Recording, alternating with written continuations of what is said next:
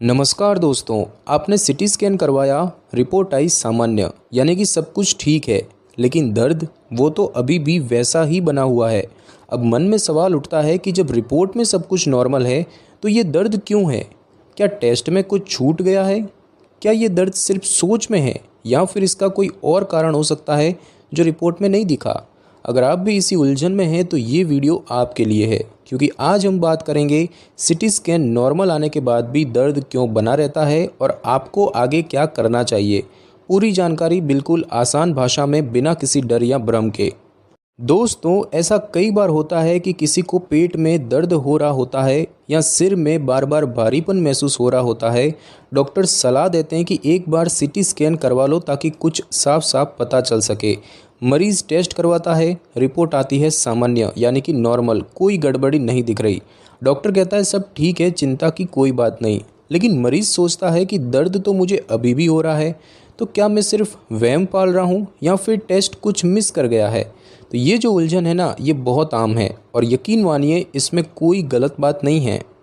जब शरीर कुछ महसूस कर रहा हो लेकिन रिपोर्ट में कुछ न दिखे तो व्यक्ति का परेशान होना बिल्कुल स्वाभाविक है। और ये वीडियो इसी उलझन को दूर करने के लिए है, ताकि आप समझ सके कि हर बार दर्द का मतलब सिर्फ रिपोर्ट में कुछ दिखना नहीं होता। दोस्तों, अब थोड़ा समझते हैं कि सिटी स्कैन आखिर करता क्या है। दोस्तों, सिटी स्कैन यानी कि कंप्यूटेड टोमोग्राफी एक खास किस्म का इमेजिंग टेस्ट होता है और ये शरीर के अंदर की तस्वीरें खींचता है, वो भी बहुत बारीकी से। इसमें एक्सरे की मदद से शरीर की हड्डियों, अंगों, रक्त वाहिनियों यानी कि ब्लड वेसल्स और कुछ मामलों में सूजन यानी कि स्वेलिंग जैसी चीज़ों को भी देखा जा सकता है। अगर कहीं फ्रैक्चर हो, ट्यूमर, ब्लैडर स्टोन या कोई अंदरूनी चोट हो तो सिटी स्कैन उसे अच्छी तरह पकड़ सकता है। लेकिन अब ध्यान देने वाली बात यह है कि सिटी स्कैन हर चीज़ को नहीं पकड़ पाता। कुछ ऐसी समस्याएं होती है जो शरीर के काम करने के तरीके यानी कि फंक्शन से जुड़ी होती है, ना कि सिर्फ उसकी शक्ल या संरचना से।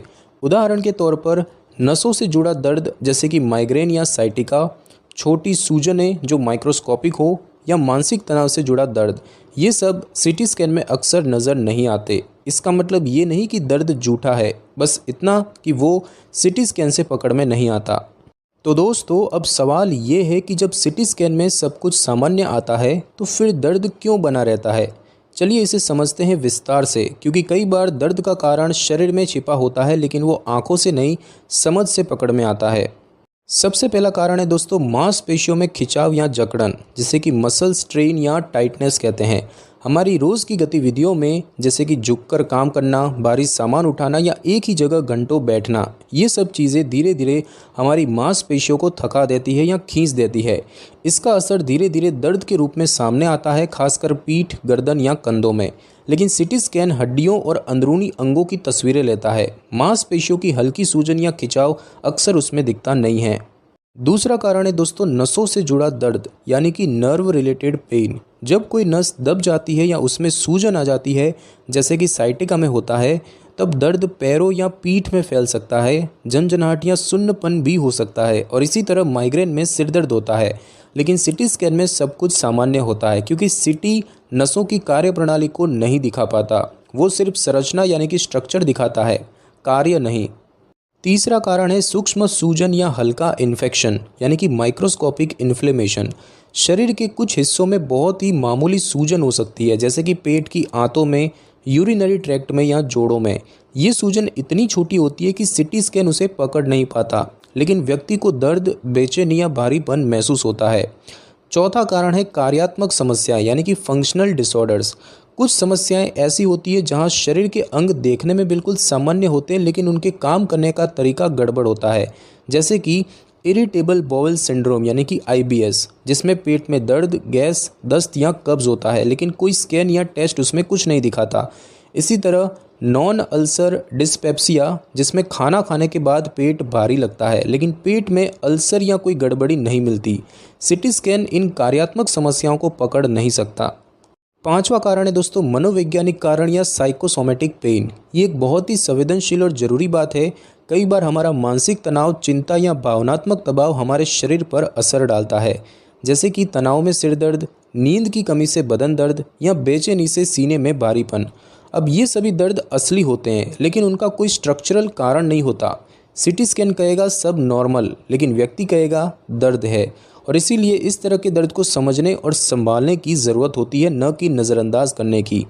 और छठा कारण है दोस्तों रेफर्ड पेन। कभी कभी दर्द जिस जगह होता है असली समस्या वहाँ नहीं होती। जैसे दिल की समस्या होने पर जबड़े या बाएं हाथ में दर्द महसूस होना, या पित्त की थैली की दिक्कत होने पर पीठ के ऊपरी हिस्से में दर्द होना। सीटी स्कैन अगर सिर्फ दर्द वाली जगह का किया गया हो तो असली कारण मिस हो सकता है। इसीलिए रेफर्ड पेन को समझना बहुत ज़रूरी है। तो इन सभी कारणों को ध्यान में रखते हुए ये समझना ज़रूरी है कि अगर सीटी स्कैन में कुछ न दिखाई दे तो इसका मतलब ये नहीं कि कुछ है ही नहीं। दर्द का कारण हो सकता है, बस ज़रूरत है उसे सही दिशा में पहचानने की, धैर्य और समझ के साथ।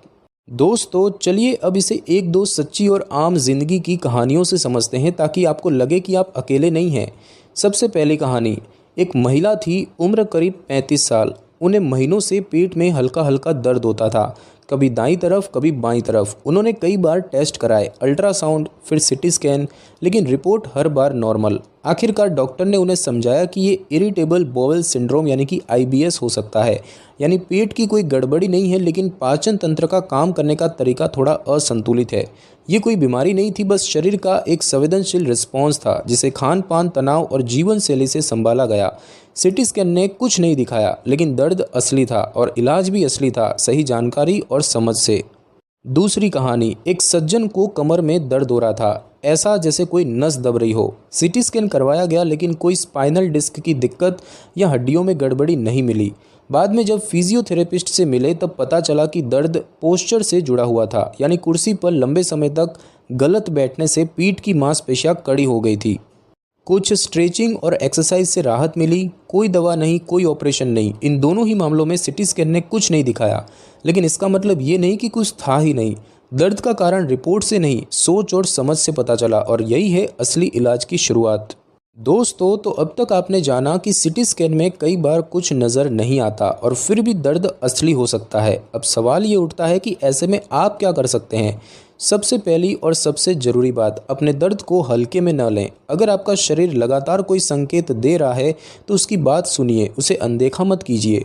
सिर्फ इसीलिए कि रिपोर्ट नॉर्मल है इसका मतलब ये नहीं कि आप ठीक हो ही गए हैं। दर्द एक संकेत है, और कई बार इलाज सिर्फ बीमारी का नहीं बल्कि उस संकेत की समझ का भी होता है।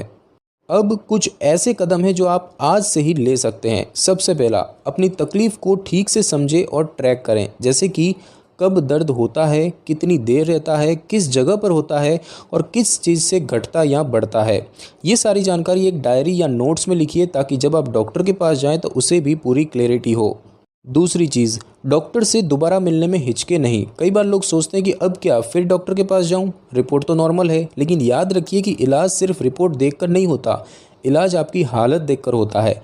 आप डॉक्टर से ये पूछ सकते हैं कि क्या अगला टेस्ट MRI हो सकता है, क्या कोई ब्लड टेस्ट या अन्य जांच जरूरी है, या फिर क्या किसी विशेषज्ञ से मिलना चाहिए। एक अच्छा डॉक्टर इन सवालों का स्वागत करता है।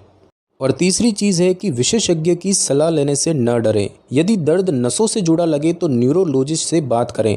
अगर पाचन से जुड़ी समस्या है तो गैस्ट्रोएंटेरोलॉजिस्ट की सलाह लें। और यदि दर्द मांसपेशियों या पोस्चर से जुड़ा लगे तो फिजियोथेरेपी बहुत असरदार हो सकती है। ये सब सामान्य और सुरक्षित विकल्प है जो आपको एक बेहतर दिशा दे सकते हैं। और चौथी चीज़ है दोस्तों, जीवन शैली पर ध्यान दें कि क्या आप पूरे दिन बैठे रहते हैं, क्या नींद पूरी हो रही है, क्या खान पान संतुलित है, क्या तनाव ज़्यादा है। इन सवालों के जवाब भी कई बार दर्द के पीछे का कारण छिपाए होते हैं। छोटी छोटी चीज़ें जैसे कि हल्की एक्सरसाइज, मोबाइल का कम इस्तेमाल, समय पर सोना और नियमित दिनचर्या कई बार दवाइयों से ज़्यादा असर कर जाती है।